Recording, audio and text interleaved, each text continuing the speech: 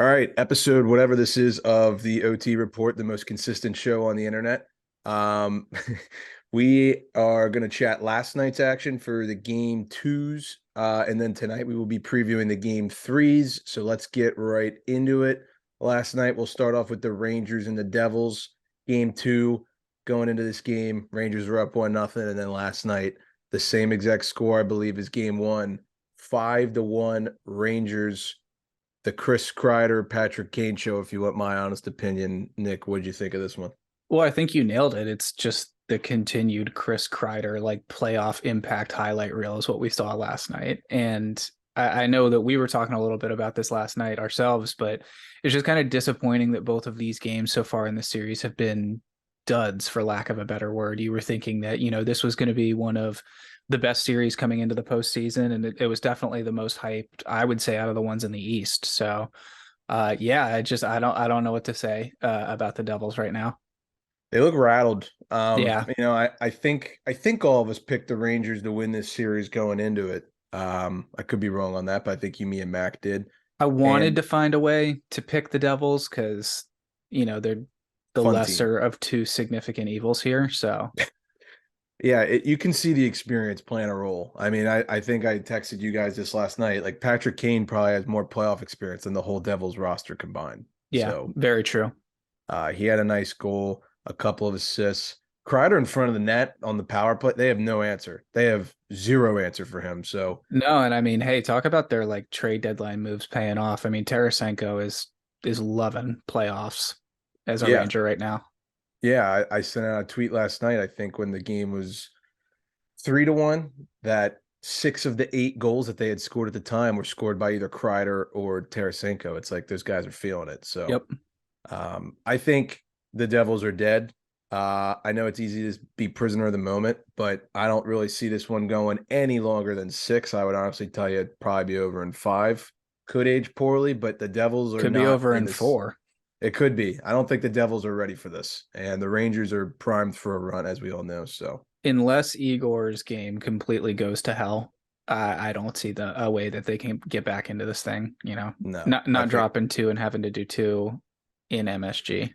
yeah, I think they're cooked. So um, game three will be in MSG on Saturday night. What could possibly go wrong for the Devils? I don't see how that could actually be an issue, No, right? no. So we'll see. Moving on to the next East game, we got a big bounce back from the Toronto Maple Leafs. They put a spanking on the Tampa Bay Lightning 7-2. They had fans trying to fight Tanner Jeannot, John Tavares with a hat trick. This thing had everything in it. This was nuts. It was a very entertaining 7-2 hockey game. Normally when you get to that point in the game, you're like, all right, I'll bounce over to one of the West Coast ones if it's just starting, or, I checked in to see if the Rangers Devils game was at least a little bit closer. But the stuff in the penalty box, I mean, that was pretty intense. They had police and security around that penalty box at one point. Yeah, that was definitely interesting. If you haven't seen that clip, it's all over the internet. Just Google like Maple Leafs fan versus Tanner Jeannot. They were sizing each other up. It was pretty hysterical. It's They also funny zoom, that like the dude is wearing like a gold hoodie yeah, to stand out a little bit. You like think? at a Leafs playoff game. It's like, buddy, what are you doing? Yeah. Did you see that they zoomed in on John Cooper's face after they saw that incident, and he was just like, Yeah. in disgust. But obviously for the Lightning, they are playing a little banged up. Victor Hedman did not play. Chernak did not play, so obviously that's going to have an impact. And they did not pull Vasilevsky. Vasilevsky told Coop he did not want to be pulled.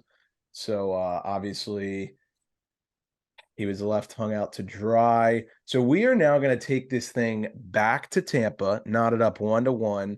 Tampa has been a significantly better home team this season than they have been road team. I would probably put my money on Tampa to take game three. I think this one's going 7 anyway. So I would too. yeah, I I don't know do what the think if odds will you're be. Toronto, absolutely one of these games in Tampa is a must win. Yeah, for sure. I would definitely agree with that. And yeah, as I mentioned, Johnny T, 3 goals, Mitch Marner, 2 goals. That's huge for him. He's been ridiculed in the past about not being able to score in the playoffs, and Willie Nylander as well. So a great game for Toronto all around. We'll see how game 3 shapes up. I think it's going to be a good one. Hopefully Hedman can go for the Lightning because that makes a huge difference, obviously. Chernak too. Those guys just carry so much of the load on the back end for that team. Yeah. Yeah. So that's going to be a fun one. Let's move out west. We will start with the Kraken and the Avalanche. This one was a really good game. I don't know if you got a chance to watch, but the Kraken put the fear of God in the Avs in the first period, come out to a 2-0 lead with two great goals and a shorthanded one, I believe, by Brandon Tanev with an unbelievable celebration, blowing a kiss to the fans. That was great. That was ice cold, man. Yeah, that was pretty cool. But then the Avs come back storming in the second period, knotted up 2-2, and then Devon Taves with the game winner with about, I think it was like 5 or 6 minutes left in the third, and the Avs win the game 3-2.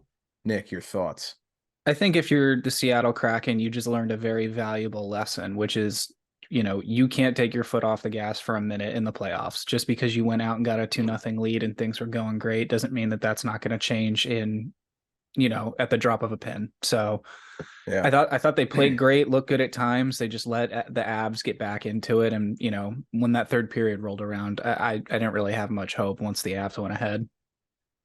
Yeah, me neither. But I think the Kraken, man, they're playing a hell of a series. I mean, granted, they lose one, but if you would have told me the Kraken come out of this 1-1 after the first two, I would have said that's a huge win for them. So Absolutely.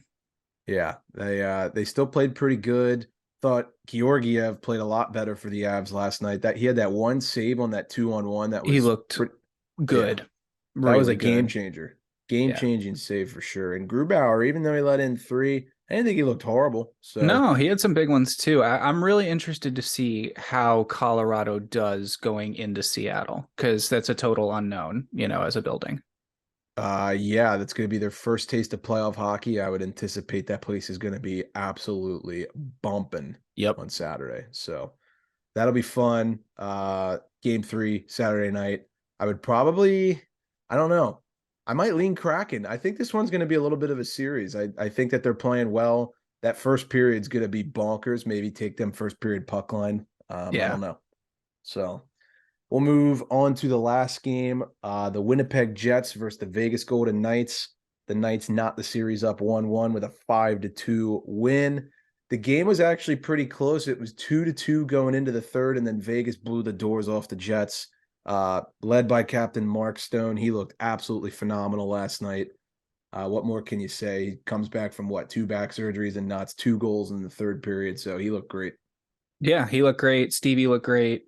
Just shout out to Connor Hellebuck, who took a Jack Eichel one timer, straight to the melon and, gets his head split open by it and stays in the game. I mean, Yeah, that was pretty wild. And then Jack Eichel scores his first playoff goal off a nice little deflection from a Petrangelo shot from the point.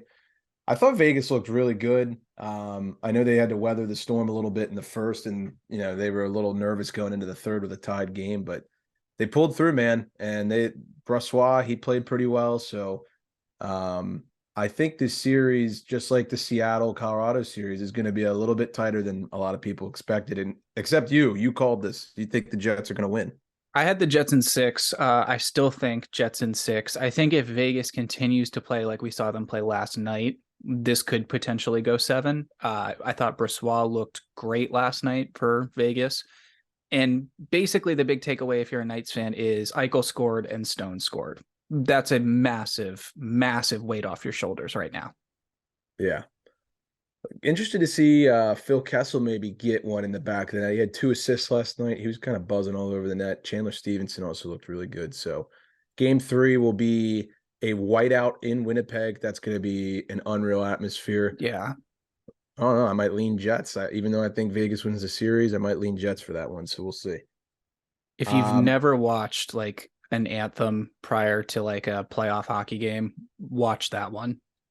yeah, especially for the Canadian one, obviously, Oh, because yeah. we'll be in Canada. That's gonna be a rollicking scene. So let's move on to previewing tonight's action. When I say tonight, I mean Friday, April 21st, 2023. We've got some really big games going on tonight. We'll start with the biggest, in my opinion, The Islanders versus the Hurricanes. The series is going back to New York on Long Island. That's going to be an insane atmosphere in that barn. We currently have the Islanders as a minus 115 favorite. Carolina is minus 105, so not really a favorite. It's more of a pick 'em, honestly. But that game is coming at you tonight. A must win for the Islanders. They're down 2-0 in the series. What do you think, Nick? I think it's a must win for the Islanders. I think you're going to continue to see that line move to minus 120, and I think we'll probably see it stop at around minus 130 at the end of the day today. I think they're going to get it done tonight. I think this is an absolute must have for them. I would highly anticipate Sorokin to be playing his best game tonight. That's what I would say. Yeah. Over under 5.5. I would honestly even lean under. I think this is going to be a 2-1. I don't see this being a blowout. I think it's going to be a tight checking game. I do too. Yeah. I'm going to take the Isles. I'll probably end up publishing that on Twitter. We'll see. But yeah, that's a must-win game for them. That barn, their goaltender, I think they got to get at least one, and this is probably the one they'll get, in my opinion. And I mean, we're saying this now. They very easily could tie this series up in, 3 days' time. But I think just based on what we've seen so far, you got to have this one. Yeah, and it's like we said on the pod, like they might be down 2-0, but both games were 1-goal games. I mean, it's a tight checking series so far. So we'll see if tonight follows that pattern. This one is probably the most interesting in my opinion. We've got the Bruins going on the road down to Sunrise to take on the Panthers. We've got the Panthers as plus 130 home underdogs. We do not have status yet of Patrice Bergeron, whether he's playing or not. I would honestly anticipate he's probably not, but obviously that'll be confirmed later today. We're recording this in the morning. Until you hear otherwise, you're assuming he's not. We've got the over-under set at 6.5. Holy crap. Nick, your thoughts on this big game 3 for a 1-1 series? I think if the Panthers win this game, it's probably the biggest momentum swing we've seen in a playoff series so far. I would agree with that. Do you think that the Panthers will get it done tonight? I do. I kind of do too, especially if Bergeron doesn't go. If he goes, changes everything. But I don't think they get both games in Florida, but I definitely think they get one. And I don't know why my gut says it's the one tonight. Just set a little panic in Boston. I could totally see that.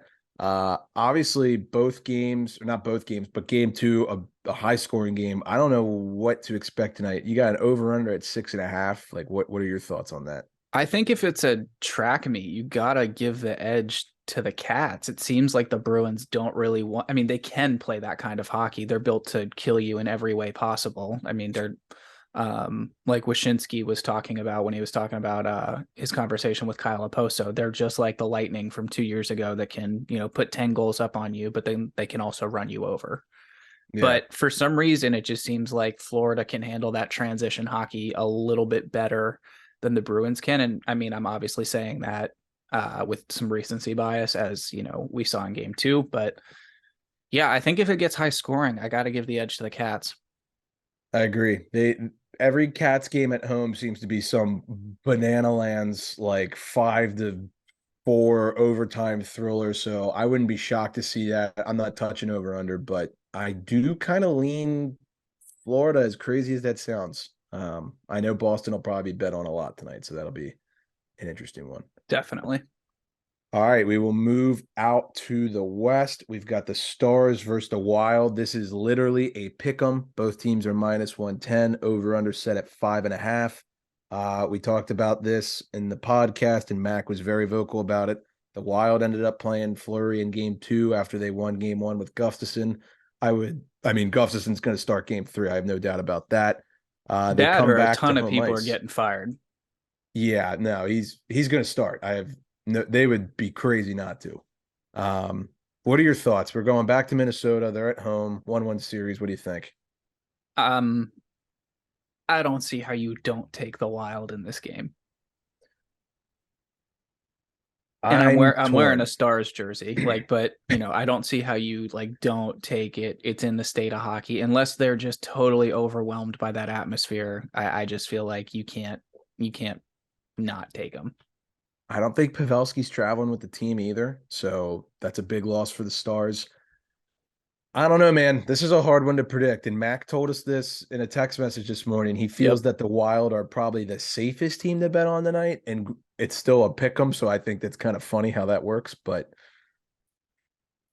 I don't know. I if you put a gun to my head, I'd probably pick the Wild. But I feel like this one's going overtime, if for sure. This series is a coin flip. Every game is essentially a coin flip. Who's maybe one player from each team that you think would have a big night tonight? I would look at J Rob to have a big night for Dallas. We've seen, Sagan has showed up. Robertson scored in the first game. Hintz had the big game in game two. I would look for him to step in again, especially with Pavelski being hurt. Mm-hmm. For Mini, I mean, how do you look at anyone other than Kaprizov? Yeah, he had one in game one. I don't think he had one in game two, so I don't think so. he's gonna be absolutely buzzing out there, that's for sure. Yeah. And then Boldy, don't sleep on Mojo. yeah, yeah, he's looked good too. That's a tough game. I could definitely see Dallas taking it just because this is gonna be a weird one. I have a feeling like I could see Dallas coming out in the first period, shocking the world, maybe with a 1-2-0 lead, and then Minnesota comes back and wins 3-2 in OT. That's kind of It what my is brain's a telling me. it's a very back and forth series. Yeah. So I don't know. I might take the Wild. I just can't get a read on that. That's going to be a really good game, though, nonetheless. And then our last game that is going on tonight, probably my favorite game that's going on tonight. Game of We've the got night. the Edmonton Oilers taking the bat. They're packing the bags and going to Hollywood, and they're going to take on the LA Kings at crypto.com arena tonight. We've got the Kings as plus 125 underdogs. The Edmonton Oilers are minus 150 road favorites. McDavid has not scored a goal in the series yet. I'll get the odds on that here real quick. But Nick, what are your thoughts going into game three as we're knotted up 1-1? I don't see how you don't throw a little bit of money on the Kings going into tonight. It's going back home. I mean, why not? But he's due. I mean, they've kept him out of the back of the net for 2 games. It's going to happen at some point. I would pick him to score tonight. So McDavid is minus 105 to score tonight. Draisaitl plus 125. And then this is where things get interesting. Kempe and Arvidsson are the two most likely, based on odds, to score for the Kings, and they're both plus 200. Whoa. All the Kings players are basically plus 200 or more to score tonight. That's a little juicy in my opinion. Kopitar plus 230, Velarde plus 320, Iafallo plus 360. I mean, there's some giant prices here for the Yeah. Kings players. I like those a lot. Yeah. I will be taking the Kings. I bet them to win the series. I still think they win the series. They're coming home tonight, and they were one of the best road teams all season long. I think they had a career franchise record for home wins this season, if I'm not mistaken. So they've been playing lights out at home. I see no reason not to take the Kings, especially at a plus 125 price. No, and especially how competitive they've proved they're going to be in this series. I mean, they were in both of those games. Yep. Yep. So this one still goes 7, maybe 6. I don't know, but I like the Kings tonight, and that's too good of a price to pass up, in my opinion. I also would say it again, first period puck line. I could see the Kings coming out buzzing in the first. They haven't really well, I guess in game one they did, but I like them in the first period tonight. If you're really sold on it too, I mean, look at them in regulation. Fat price. That's actually a wonderful idea. Before we wrap up, let me just get a check on that, because if it's plus 125 regulation, It's going to be pretty sweet. plus 180 three-way. Ooh. That is a big price tag. And to go to overtime tonight, we've got plus 370. Okay. I also don't hate that. Yeah, I know some people don't like the player props, but this game, I mean, if you think the Kings are going to score, throw a couple bucks on maybe their top 3 goal scorers. They're all plus 200. You're going to end up making some money. I totally get that, but like player props are, at least in my opinion, probably the most stable way to try and make money on hockey in the playoffs. You got to think, especially if like the star players do, like, all right, McDavid's due. Like he's going to score Like eventually, right? when you're in the second round and you go, okay, like these three guys are going to win the Conn Smythe because they're just getting points every night, and you can kind of follow them, then you can really do pretty well. Yep. Yep. So I'd say tonight for the 4 games, if you made me choose, I'm going to go Islanders. I'm going to go, I can't believe I'm saying this. I'm probably going to go Panthers.